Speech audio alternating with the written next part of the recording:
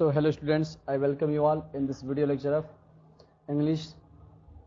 So हम लोग flamingo में पहला चैप्टर पढ़ रहे थे, जिसमें हमने पढ़ा था कि जो राइटर है वो जा रहे थे स्कूल उस दिन, तो रास्ते में क्या दिखा उनको, एक पर्सन जो थे सोल्जर्स परेड कर रहे थे वहाँ पे। और कहानी में लास्ट तक मैंने ये बताया था कि वे जो राइटर जो थे वो बुलेटिन बोर्ड पे जाके अपना न्यूज़ देख रहे थे कि क्या हुआ है वहाँ पे, कि वो बुलेटिन बोर्ड के सामने इतना भीड़ लगा है। ठीक है, चलिए अब उसकी सीक्वेंस में आगे बढ़ते हैं और देखते हैं कि क्या अब आगे हो रहा है इस कहानी में। आगे बता रहे हैं राइटर कि then I hurried by as fast as I could go. तब राइटर बता रहे हैं कि कब जब उन्होंने उस भीड़ को बुलेटिन बोर्ड के सामने देखा, तब क्या किए, then I hurried as fast as I could. तब मैं जितना जल्दी हो सका उतना जल्दी गया। कहाँ गया? बुलेटिन बोर्ड के पास। ठीक, उसके बाद क्या बोले, द ब्लैक स्मिथ ब्रांचर। इसका मतलब देखो, ये नाउन कंसीडर कर रहा है। ठीक, ये किसी का नाम है तब तो ठीक है, जबकि इसका रियल मीनिंग कुछ होता है। वो शायद रूसियन लैंग्वेज में है कि पता नहीं किस लैंग्वेज में है, अभी मुझे एग्जैक्ट नहीं याद आ रहा है, लेकिन इसका मतलब होता है रक्षक। रक्षक मतलब प्रोटेक्ट करने वाला, तो प्रोटेक्ट करने वाला पुलिस भी हो सकता है, डॉक्टर भी हो सकता है। ठीक, तो यहाँ ये एज ए नॉन कंसिडर कर रहे थे हम। ठीक है, तो क्या कहते हैं, वहाँ पे कौन था? Black Smith. ब्लैक स्मिथ मतलब लोहार। ठीक, लोहार। हु वाज देयर, जो वहाँ था, विथ हिज अप्रेंटिस। अपने अप्रेंटिस मतलब अपने जो उसका जो असिस्टेंट होता है उसी को अप्रेंटिस कहते हैं। इसको दूसरी भाषा में चेला कह सकते हो, चूँकि चेला जो है मीनिंग ही उसका चेला होगा, लेकिन हम उसको और अच्छे तरीके से कहते हैं। लेकिन जैसे तुम सुने होगे, कोई पास करके आता है, मान लो पॉलिटेक्निक किया है, तो कहीं जाएगा काम करने, तो बोलते हैं कि हाँ वो अभी अप्रेंटिस में है। मतलब क्या, वो अभी चेला है, किसी के अंडर में रह करके काम कर रहे हैं। मतलब क्या, वो असिस्टेंट है किसी के, इसलिए उसको हम अप्रेंटिस कहते हैं। अब ठीक है, तो आगे चलते हैं। तो ब्लैक स्मिथ रैचर जो क्या कर रहा था, वहाँ पे खड़ा था अपने चेले के साथ। उसके बाद रीडिंग द बुलेटिन, वो भी क्या करता है, बुलेटिन पढ़ रहा था। कॉल आफ्टर मी, मुझे बुलाया। ठीक, मुझे सामने से बुलाया। ठीक है, डोंट गो सो फास्ट, उसको बोला क्या, इतना तेज मत जाओ वो बच्चे।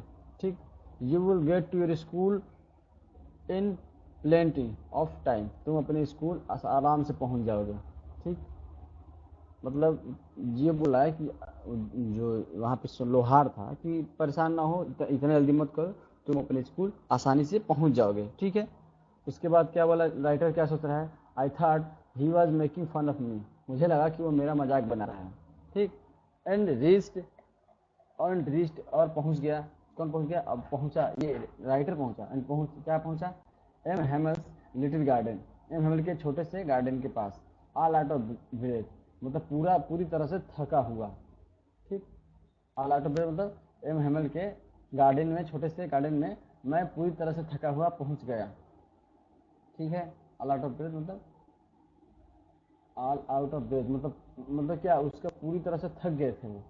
आउट ऑफ ब्रेथ मतलब कि वो क्या, सांस ले रहे थे फूल फूल के। ठीक है, चूंकि हर्डली में गए हैं तो थकेंगे ही थकेंगे। ठीक, तो आगे चलते हैं और देखते हैं कहानी में क्या हो रहा है। अब बता रहा है उसके बाद कि जब हमारा स्कूल जो होता है खुलता है, तो अलग ही उसका माहौल रहता है। ठीक, लेकिन उस दिन कुछ स्पेशल था। तो क्या स्पेशल बता रहे हैं, मतलब कि यूजुअली व्हेन स्कूल बिगेन, सामान्यतः जब स्कूल चलते हैं, ठीक, जब खुलते हैं हम लोग स्कूल, तब क्या होता था, देयर वाज ए ग्रेट बसल। तब वहाँ पे क्या बहुत बड़ी हलचल होती थी। कैसे हलचल बताएगा आगे। ठीक है, देयर वाज ए ग्रेट बसल, वहाँ पे क्या बहुत बड़ी हलचल होती थी। ठीक, which could be seen heard, जिसे क्या सुना जा सकता था, आउट इन द स्ट्रीट, गलियों में बाहर। ओपनिंग एंड क्लोजिंग, अब यहाँ बता रहे क्या, opening and closing of desk के खुलने और बंद होने के। लेसन्स रिपीटेड इन यूनिशन, पाठ को एक स्वर में गाना। जैसे छोटे बच्चे क्या करते हैं, खूब जोर जोर से उनको चिल्लाया जाता है कि एक बंदा खड़ा होकर बोलेगा सामने से, और उसके पीछे सब फॉलो करेंगे, चिल्ला चिल्ला के बोलेंगे। जब उस तरह की आवाज़ें निकलती हैं एक साथ बोलने वाले बच्चों के पीछे से, उसको हम यूनिसन कहते हैं। यूनिसन मतलब सुर में, एक सुर में। ठीक, यूनिसन क्या होता है, एक यूनिसन मतलब एक सुर में आवाजें निकलना। ठीक, repeating lesson, repeating unison, very loud, जोर से, with our hands, with our hands over our ear to understand better. जोर से वो क्या कहते हैं, बच्चे यूनिसन में आवाज चिल्लाते थे। और क्या करते थे, with our hands over ear, मतलब अपने हाथ को कानों तक लगाते थे। क्यों लगाते थे, कि हम जो भी बोल रहे हैं उसको ठीक से समझ सके। अभी तुम पढ़ रहे हो यदि वीडियो लेक्चर देख के, और कुछ बोलो और अपने हाथों को जो है कान के पास ले जाकर सुनो, देखते हो कितना मतलब अच्छी तरीके से सुनाई देगा तुमको ये। ठीक है, तो इसलिए ये बोला है कि understand better, to understand better. And the teacher's great ruler. अब टीचर के बता रहा है कि टीचर के जो है बड़े थे क्या, teachers great ruler rapping on the table. Teacher ji के जो है वो लेते थे, एक रूलर लेते थे, ठीक है, और उसको जो क्या करते थे, उससे टीचर जी टेबल पे थक थक थक थक मारते थे। ठीक, वही रैप करते थे। इसी को बता रहा है कि ये सब क्या एक्सप्लेन कर रहा है, इस सब चीज़ों को एक्सप्लेन कर रहा है। ये बता रहा है कि जब यूजुअली स्कूल खुलता था हम लोगों का, तो इस तरह की हरकतें होती थी उनके साथ, लेकिन उस दिन ऐसा नहीं था, इसलिए बता रहे हैं। ठीक है, आगे चलते हैं। अब देखते हैं क्या बोल रहे हैं। बोल रहे हैं and the teacher cigarette rapping table हो गया है, but now it was also still. लेकिन अब कुछ ऐसा नहीं था। ठीक, but it now it was also still. लेकिन ये सब जो भी थे, ये हलचलें, ये सब क्या थी उस दिन शांत थी। मतलब क्या, ये सब शांत थे। उसके बाद क्या बोल रहा है, I had counted on commission, I had counted on commission to get my desk without being seen. अभी बता रहे हैं कि क्या हुआ, I had counted on commission, ठीक, to get my desk without seen, being seen. तो यहाँ क्या बता रहा है, I had counted on the commission, commotion to get my desk without being seen. क्या ये बोल रहा है कि मैं किस पे निर्भर था। कमोशन मतलब होता है हलचल। ठीक है, हलचल मतलब वही हल्ला गुल्ली करते हैं बच्चे, वही को बता रहा है। I had counted on commotion मतलब क्या, मैं किस पे नहीं बताया, हल्ले गुल्ली पर निर्भर था। तो उसका फायदा कैसे उठाते हैं पता है तुमको, हल्ला वाला हो रहा है आराम से के बैठ जाओ, हल्ला वाला हो रहा है आराम से निकल लो घर पे। तो उसी को बता रहा है किस पे निर्भर था, हल्ला गुल्ले पर निर्भर था। To get my, to get my desk without being seen, मेरे देश को पहुंच जाना, या फिर मेरे देश तक पहुंचने और बैठने तक। ठीक से पढ़ने से बड़ा समझते हैं, थोड़ा याद करें। To get my desk without being seen, मेरे देश को तक पहुंच जाने में और बिना किसी को देखे बिना। बीइंग सीन जो है हमारा पैसिव फॉर्म है यहाँ। ठीक है, बीइंग सीन बिना देखे गए। ठीक है, ये बता रहा है कि आई हैड काउंटेड, मैं पूरी तरह से हलचल पे मतलब शोरगुल पे निर्भर था। ठीक है, शोरगुल पे वो निर्भर था कि हल्ला उल्ली हो और हम चुपचाप जाकर वहाँ बैठ जाए। ठीक, और बिना किसी को देखे, क्योंकि शांत रहेगा तो कोई नोटिस कर ही लेगा। अब बोला है बट ऑफ कोर्स, हाँ, दैट डे उस दिन everything had to be as quiet as Sunday morning. उस दिन हर एक चीज लग रहा था कि आज संडे है, मतलब क्या, इतवार की दिन की तरह उस दिन था, शांत, माहौल शांत था। ठीक, थ्रू द विंडो, विंडो से आई सॉ माय क्लासमेट, मैं अपने सहपाठियों को देखा। ऑलरेडी इन देयर प्लेसेस, वो क्या थे, वो लोग पहले से अपने जगह पर बैठे थे। एंड एम हेमल्स, और M Hamel's walking up and down, इधर उधर कर रहे थे। ठीक, with his terrible iron ruler under his arm, अपने भयावह मतलब खतरनाक रूलर आयरन के साथ। रूलर आयरन मतलब क्या, बहुत खतरनाक उनके पास डंडा था। With his terrible ruler iron in his arm, मतलब क्या, अपने काट में दबा करके वो रूलर को इधर उधर कर रहे थे। ठीक है, आगे देखो। अब बोल रहा है कि I had to open the door, आगे बोल रहा है कि I had to open the door, हमें क्या उस गेट को खोलना था। And go in before everybody, और अंदर जाना था बिफोर एवरीबडी, सबके सामने से।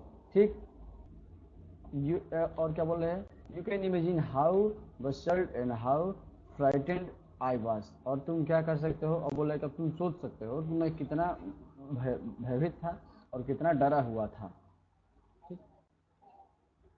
यहीं तक आज देखते हैं। और बोल रहा है but nothing happened.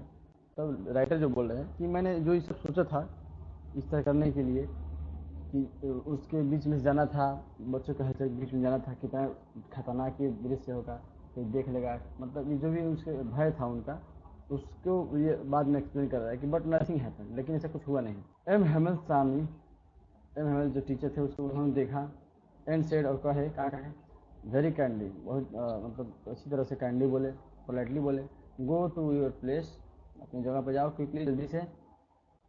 Little friends, अब ये देखो लिटिल फ्रेंड्स को याद करो, क्योंकि ये क्वेश्चन पूछ सकता है कि जो राइटर है, राइटर का इस लेसन में क्या नाम है, फ्रेंड्स नाम है, ठीक। We are we were beginning without you, हम तुम्हारे बिना शुरुआत कर रहे थे। जाओ फ्रेंड्स अपने स्थान पर जाकर जल्दी से बैठो, हम लोग तुम्हारे बिना स्टार्ट कर रहे थे, ठीक। तो आगे क्या बता रहे हैं, आगे बता रहे हैं कि थोड़ा देर में, यहाँ क्या लिखा है कि I jumped over the bench, मैं जंप किया किसके ओवर द बेंच, तो बेंच के ऊपर, एंड सेट डाउन, और बैठ गया एट माई डेस्क, अपने डेस्क पे, ठीक। उसके बाद क्या बता रहे हैं, not till then when I had got a little over my fright, थोड़ी देर भी नहीं हुआ था कि मैं अपने गुस्से पे, जो डर पे काबू पाऊँ।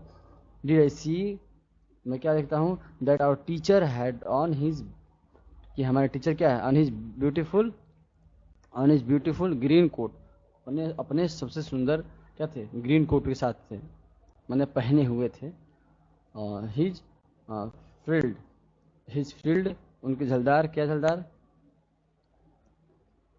हिज फ्रिल्ड शर्ट, अपने फ्रिल्ड शर्ट के साथ, मैंने झलदार शर्ट के साथ, and the little black silk, ठीक।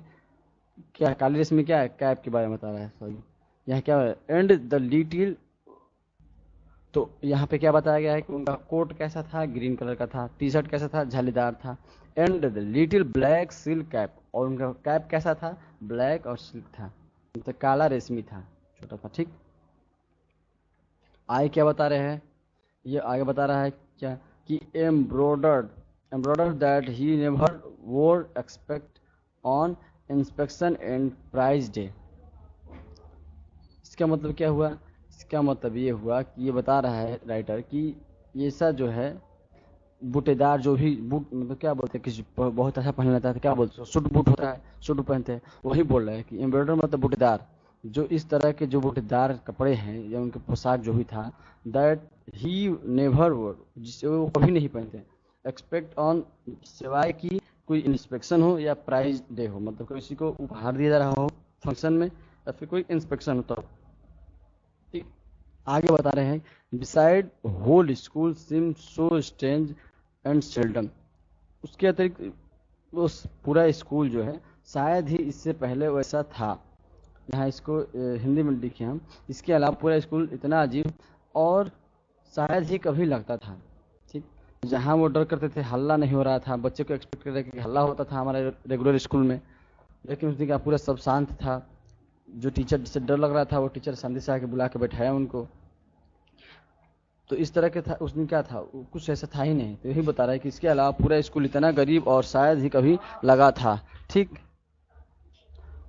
तो आगे देखते हैं क्या बोला है, बट सो स्ट्रेंज सेल्डम, ये हो गया, but the thing that surprised me most was to see on the black bench, लेकिन सबसे बड़ी चीज जो मुझे आश्चर्य की वो क्या थी, टू सी, देखना, on the black benches back benches sorry on the back benches that were always empty, जो हमेशा खाली था, मतलब जो पीछे लोग बैठते थे वो हमेशा क्या था, खाली रहता था, उसी को बता रहा है कि back benches that were always empty, जो हमेशा खाली रहता था, the villages people sitting quietly, वहाँ पे जो विलेज के जो लोग थे क्या शांति से हम चुपचाप बैठे थे, लाइक आवर सेल्व्स, हमारी तरह, ठीक।